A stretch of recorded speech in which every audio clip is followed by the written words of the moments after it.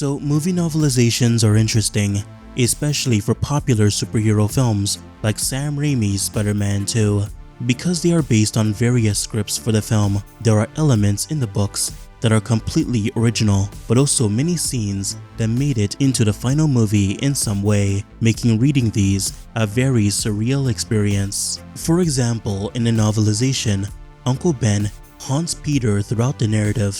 He appears as a ghostly apparition who comes to pressure Peter into being Spider-Man even when he does not want to. In the film, however, this only occurs once, in a weird sequence where Peter speaks to his uncle in the car. The novel also dives into the decaying mental state of Otto Octavius as the arms begin to alter his memory of the life he once had. The tentacles actually portray themselves as Otto's murderous children and convince him they are, perhaps ones he could have had with his wife if they were still alive. The tentacles also have a strange possessiveness over Otto, urging him to forget everyone he loved and pay attention to them only, creating a sort of twisted love between them. In the novel, we learn that Kurt Connors was actually a combat medic who lost his arm during his time on the battlefield. We also learn through Otto Octavius, who visited Kurt in his lab, that Kurt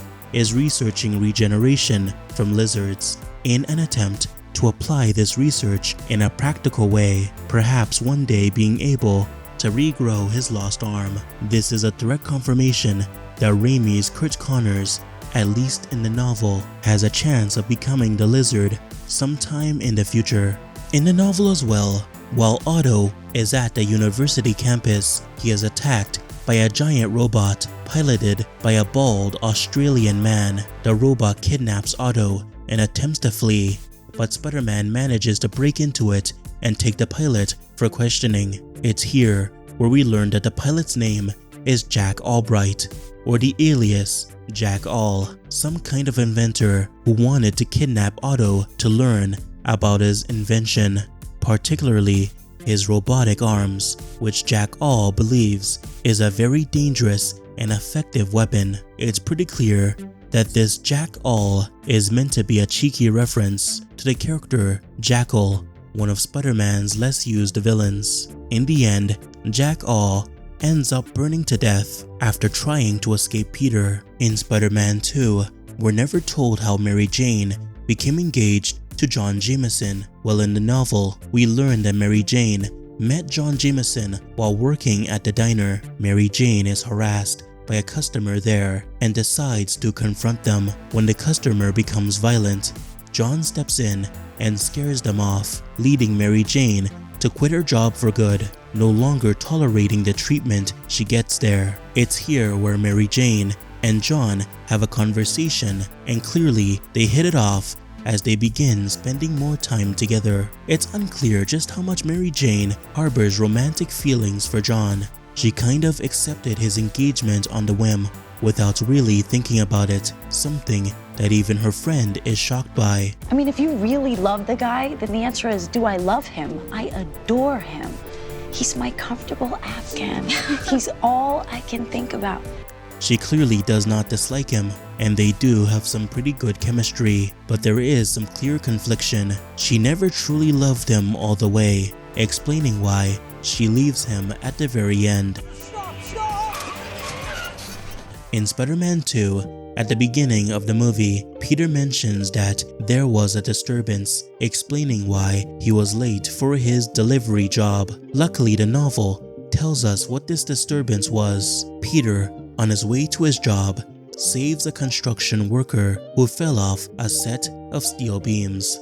When Peter is in class, scribbling in his notebook, he begins muttering to himself, and it's at this moment where a young female student takes notice, thinking that Peter is talking to her. The novel makes it clear that this is Gwen Stacy, but they don't really go much into it. Now, this scene did make it into the film as a deleted scene.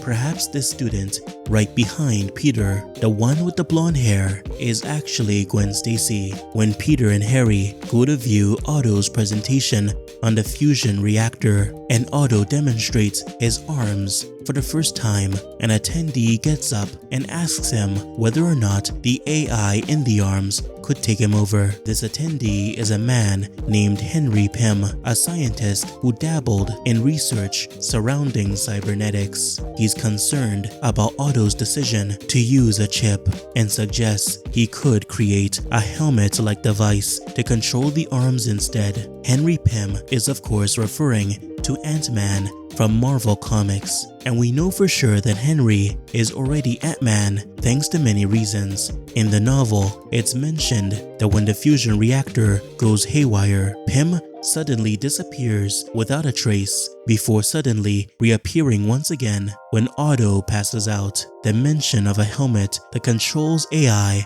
is also suspect. This means that Pym in this story already has his shrinking technology and the helmet necessary to control ants.